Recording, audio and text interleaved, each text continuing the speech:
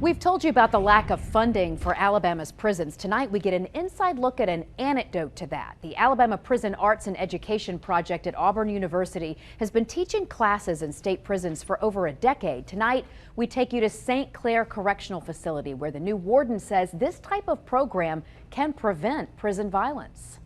The victimizer needs to understand the pain and suffering that they have created. And to educate the victimizer, I believe, opens a path to freedom and healing, which is very important. 65-year-old John Johnson is a repeat offender who will likely never get out of St. Clair Correctional Facility. But he's found meaning through the Alabama Prison Arts and Education Project. Director Kyes Stevens has been teaching in prisons since 2001. Prisons are not pleasant places, and it's hard to maintain hope and feel like you can move forward in your life when there is nothing to support that. These semester-long classes, now offered at 10 prisons across the state, give inmates the opportunity to learn about art, literature, science, and engineering.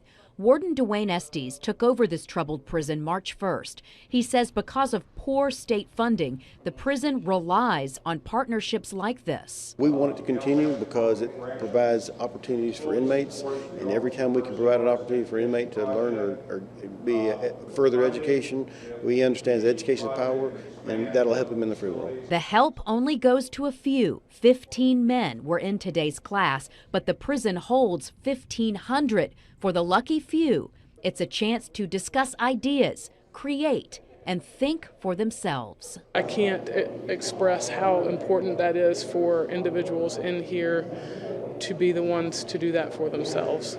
That really, I think, is an indicator of permanent change in their life. I am in prison.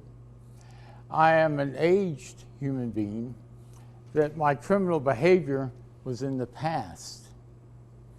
I am not going to be locked into the identity that I am nothing but my past and my criminal behavior.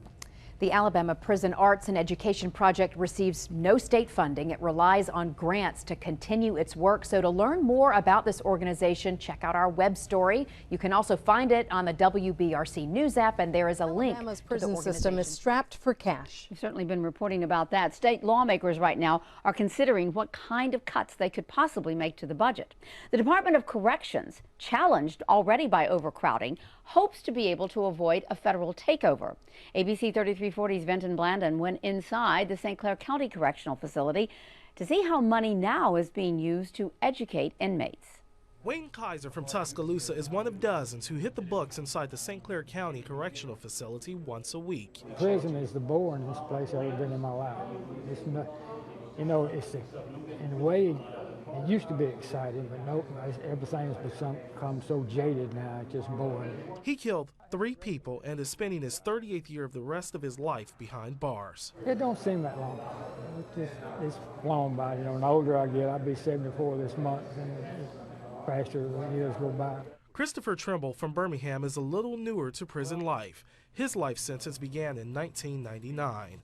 Convicted on robbery and attempted murder charges, he's doing what he can to make himself better. I got a GED, trade. I continue to take these type of classes, just graduated drug program. The inmates are part of the Alabama Prison Arts and Education Project. And I don't care who the person is or where they are, education is important. Auburn University supports the program Kyes Stevens runs. So we are trying to carve out a space, and in that space, what happens is growth of humanity and compassion, right? And a math class can make that happen just as much as a poetry class can. Some wonder why a prison plagued with other problems would focus so much on teaching inmates. This program will provide an opportunity for an inmate to experience something new, to take or to be educated, to learn some writing skills. In St. Clair County, Vincent Blandon, ABC 3340. The Alabama Prison Arts and Education Project actually started back in 2002.